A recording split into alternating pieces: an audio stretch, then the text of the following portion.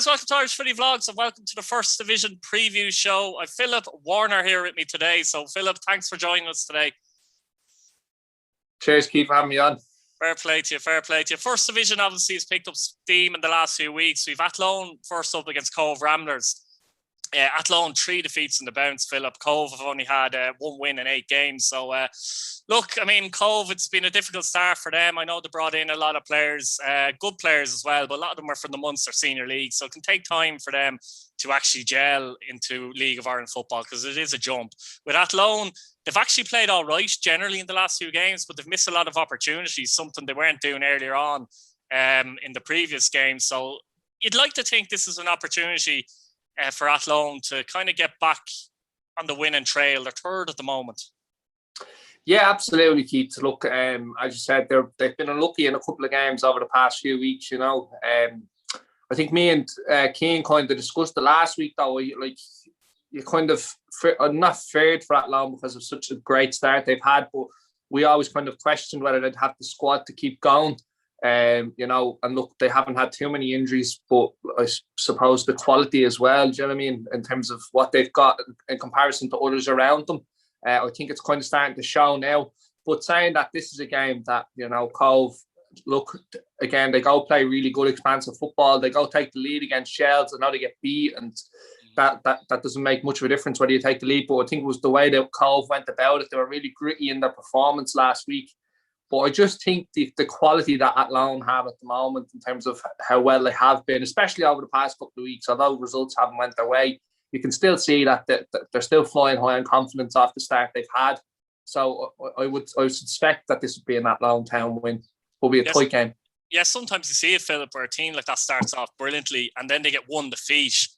And suddenly you're on a run of defeats. That's always what you're trying to avoid, I think, when you do have a good start, because you're going to slip up at some point. But I'm not saying they've reacted poorly, because I haven't seen the games to suggest that. But I have been told that I do know they've missed a lot of opportunities. So that would suggest that, you know, they've reacted well. They're just a little bit unlucky as well. I think the one at home to Cabinteely would have been the one that hurt the most, because they'd Shelburne the following week. So suddenly there was more pressure on them going to Shelburne after losing to Cabinteely. If they'd won that, it would have been a different story. But look, they're a team that can get goals. The likes of Stephen Meaney there. They've got Duna there who can grab goals as well. And Curtis Bourne as well. So, like, from my point of view, I think it'd be a difficult one for Cove to be missing a couple of players the last few weeks as well, which isn't going to help them, to be honest. And I think Athlone would probably do enough to get a win here. On to Cabinteely and Treaty United, and obviously Treaty have had a great start, but they had their first defeat against UCD the other week, and then they bounced back with a win against Athlone, which was brilliant because you know, you lose a game 2-0 up, lose 3-2 to UCD, and you bounce back like that the next week and win against a good Athlone side. That shows an awful lot for the character that's in that side, because this isn't criticising Treaty by any means, but they don't have the stars that say some of the other teams have, to be fair. They have a lot of players that probably didn't work out at other clubs and things like that. They've a good Limerick, a lot of Limerick-based players there too, and they've got the likes of Ludden, bit of experience in from Galway and that, and Fleming and players like that. But, you know, I think Cabinteely, you know, they kind of go on a good run usually every season, then they go on another poor run again. They were poor, the 3-0 defeat at Bray, so they'll want to show something in this game. But it's an intriguing game, this one, isn't it? Cabinteely are home, by the way. Yeah, look, I suppose it's something, as you just touched on there, it's kind of what we expect with Cabo at this stage now, you know. I personally thought last season they should have went up with the results they had. They dropped points unnecessarily, and I suppose they've done that already this year. Yeah. Look, again, Treaty, like, do you know what I mean? Great result to bounce back, do you know what I mean? Because that one, 2-0 up and thrown away against UCD, like, as good as UCD are, as I said previously, I'd say they were really disappointed in that, because some characteristic of them, like, you know, they've been pretty solid. Yeah. And I suppose they were that in the next game, you know, they were back to their best, and I suppose they were deserved winners on the night, in my opinion. Look, again, another tight game, you know, it could go either way, but I personally just think Cabo might nick it 1-0 just off the fact of their experience in the league. And, you know, I know they weren't great and they kind of got turned over last week, but, like, it's Cabinteely. They're a top side in the first division, so I kind of think that might just get them through. Yeah, actually, Stradbrook isn't an easy place to go to either. It's just a difficult ground. No. Have you been there? Have you?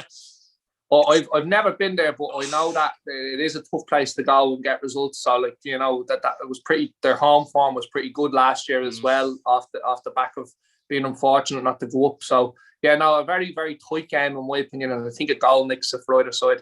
Yeah, I think I'll sit in the fence in this one. I think I'll go for a draw. Cork City and Galway United is a big game as well, because obviously John Caulfield has gone back to Cork City for a start. Galway, yeah, they've been okay in recent weeks. They're now on 12 points in fairness, so they're in the playoff slot. Cork City got a good result at UCD last week, 0-0. And last few weeks, I think they're a little bit more solid. They might be gaining a bit more confidence. There's still a lot of things they need to improve on if they want to be serious and get into the playoffs. But a win against Galway would be huge, wouldn't it, if they could obviously get it? Yeah, of course. If they can look, I suppose, with Galway in just in the playoff spots now at this stage, if Cork can go and beat them, it brings them that bit closer, you know. Again, look, it's a difficult, it's nearly a flip of the coin with Galway, like, do you know what I mean, as to what you're going to get one week or the next. It's kind of you don't know what you're going to get. They're so unpredictable. They struggled, like it took a 5th-minute injury time wonder goal from Dave Hurley to beat Wexford as well, who obviously have been struggling. Like, you know what I mean? And like the way teams have beat Wexford this year, that just goes to show, do you know what I mean, how, like, not no disrespect to Wexford, they've been really, really poor. Do you know what I mean? And the fact Galway just got over the line, you know, like as much as they dominated the game, they just weren't clinical enough. And then there's other days they can go out and win 3-4-0. Like, you just don't know what you're going to get. I do think this is going to be another cagey game, you know, because like Cork, we know how bad they've been as well.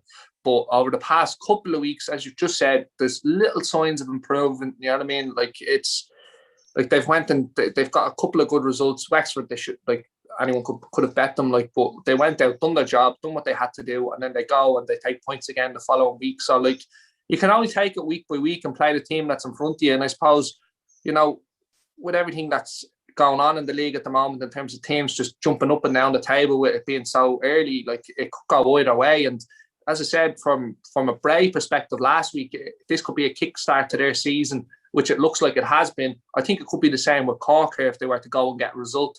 But again, just with the earlier performances, you'd be questionable about that. I'm going to go with draw here, but it could go either way. Yeah, I think it's a difficult one to predict, actually. I was kind of trying to think about it while you were talking there, to be honest with you. I don't know, it's a difficult one. I just said that Galway may not lose it. They lost Ronan Manning there, actually, I've seen there before came on. He got injured. That's him for the season gone. And they lost at the start of the season a player I'd rated highly, France Leland Boto as well. So, you know, that's a bit of firepower that's been taken away from Galway. No, Keeshin is there and he scored a few goals and that. But still, like, it's tough when you lose players like that for a whole season, more or less. I don't know. I'm on the fence, but I have a feeling someone's going to win the game.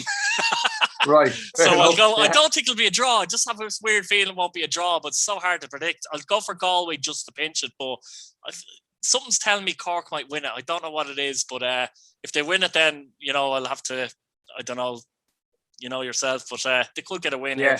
On to Wexford and Bray, Philip. And obviously Wexford very unlucky last week to lose it the way they did in the last minute. New manager in now. Ian Ryan is there now, so it'll be interesting to see what they do over the coming weeks. They've actually the second youngest squad in the league, by the way, behind UCD as well. So that's interesting as well. Ian Ryan came from UCD, etc. I think it's 21.7 is the average age of the squad, and UCD is 21.3 or something ridiculous like that. So there's not much in it. I keep saying it, but they keep doing it. They can't lose every week. They have 8 games and no points, but literally they will not lose every week. Bray, you know, won defeat this season, but they had a spat of draws there, didn't they? Gary Shaw coming back into the team, I think has probably helped them the last couple of weeks, because not just the goals, but just general play and build-up play and stuff like that. Bray, all of a sudden, have won 2 in a row. They'll be looking to get 3 in a row here. And if they could get a win here, they're kind of back in the frame, aren't they? Yeah, absolutely, Keith. As I said, again, I keep going back to last week with chatting with Kane, and I've said it there a couple of minutes ago. This is, I think, Bray's season has really kicked off now. You know, Gary Shaw back. He's scored every game since he came back, and he looks the part. And I mean, I've went and looked at the highlights on Watch LOI at Bray over the past couple of weeks, and they just look like a really, really good side. And just going back to the start of the season where you alluded to all those draws, like, you know, that can happen with teams where they struggle to get going, but once they get going, they're like a steam train and it's hard to stop them, you know. I personally think Bray will win this. You know, Wexford, they went and put in a good performance against Galway, but they got beat. I think, you know, with the manager, that kind of can happen when there's someone new coming in.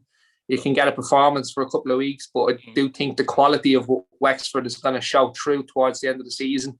Going back to what you've said, like, they probably won't lose every game, but I just don't see this being a game that they will pick up points in, just off the fact of how well Bray have been playing in the past few weeks. So I'm going to go Bray to put 2 or 3 past these, to be honest.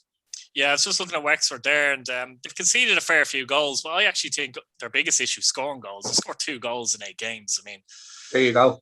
You know, I know they've conceded 21, but see, I think with Ian Ryan coming in, he might help them and make them tighter at the back, but their problems of scoring goals is still going to persist. It's kind of a little bit easier to kind of keep a team tighter than it is to score goals, if you get me, if they're struggling to get the goals, I think.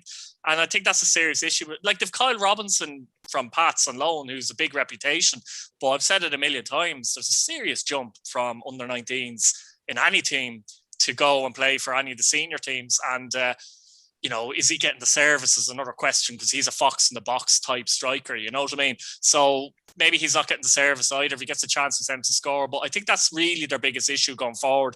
In this game, I think they'll keep it tight. I think it's going to be a tough game, believe it or not, for Bray, but I do think Bray will do enough. I find it difficult to see Wexford scoring against that Bray defence, the likes of Aaron Barry and that in there. So, yeah, I think I'll go for Bray to nick this one 1-0. So, Philip, Shelbourne and UCD this week as well. I suppose it's the big game in the first division. Let's be honest about it. You've got first against second. Both teams unbeaten, by the way, which just adds to it as well. Shelbourne have been plodding along nicely. UCD, top scorers in the league with 21 goals. Hit a bump in the road last week against Cork because they didn't play very well. It's at Tolka Park. It's an opportunity, I think, this, Philip, for UCD to kind of show that maybe they are the real deal, like, and put in a performance and even get some kind of result there. But it's also an opportunity for Shelbourne to put a bit of a gap between the teams, because no matter what, they're going to be 5 points clear with a win, if they win. Yeah, of course. Yeah. I suppose, Keith, like I said it last week and I'll stick by it, I think UCD are clear favourites for the league. I know they're second now, and I just think last week they just didn't turn up against Cork, you know. And that can happen sometimes for the top sides, the best teams in the world. It's the Real Madrids, the Man Uniteds, the Man Cities. They can have days where they just don't turn up and it doesn't go their way. And look, little UCD, as we want to put it, they just didn't turn up on the day. And I personally think they get back to winning ways. I just think the way they've played football this year has just been fantastic. I think it's the best brand of football they've played for a long, long time. And there's a lot about UCD who have been really, really good and expansive in their style of football since back years ago, like when they first came into the first division. Shells on the other side, look, it's such a tricky one with Shells, Keith. I think you'd agree with me here when we say they haven't got going, but they're top of the league. And it remind me a little bit like Shamrock Rovers in the Premier Division in a way, slightly. Yeah. And look, I suppose you can turn around and say if they haven't got going and they do get going now with a 5-point gap, if they beat UCD this weekend, I suppose you could you wouldn't say the league's done, but like you put your house on them pretty much to go on and win the league with the way things have gone, and if they are to get better from where they are now. Again, though, UCD, I just think they're going to win the league. They're just such a strong side. It's going to be an absolute cracking game, I think. And if anyone has plans to watch other sides throughout the weekend, do that. But make sure you go back and watch this game, because two teams that are going to set up an absolute corker. Now, the fact I say that will probably be a lot with me saying that, but like it just has the makings of a fantastic game. I think one of the better games the first division's had in a couple of years. Again, UCD, I think, are just going to go and nick it 1-0 maybe. It's going to be such a tight game, but I cannot wait to watch it. I think one of the differences actually with UCD, they've been expansive to score goals, but they've the joint best defensive record with Bray as well so far. And in general, they've been pretty tight at the back, and that's something they've changed. I remember last year they could have a 4-0 win, and I went to see them actually up in Drogheda, and inside 20 minutes they were 4-0 down, UCD.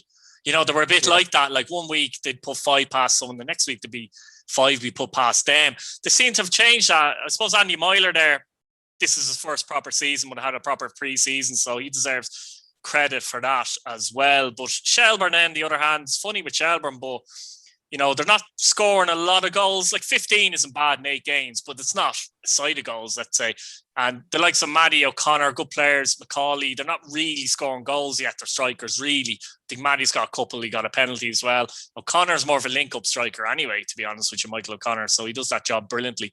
But it's mainly been their midfield and people like Ryan Brennan chipping in with goals and things like that. And I think Lunny is playing pretty well in the midfield for them as well. So, look, they've got a lot of good players there as well. For me, it's a difficult one. I think... I actually think it'll be tight.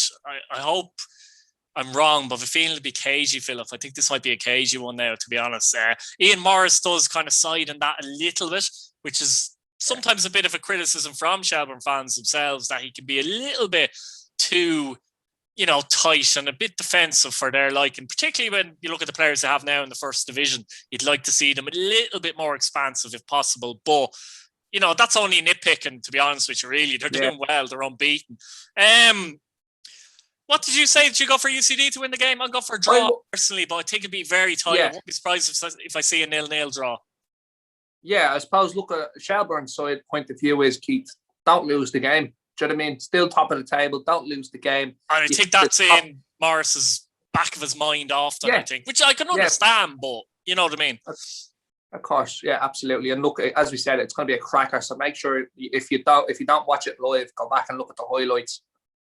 Yeah, absolutely. All these games, by the way, are on Friday night as well. So we leave it there, guys. Please like the video, subscribe if you're new, and hit your bell notification button so you don't miss a video. And let us know what you think in the comments. Cheers, Philip. Sound.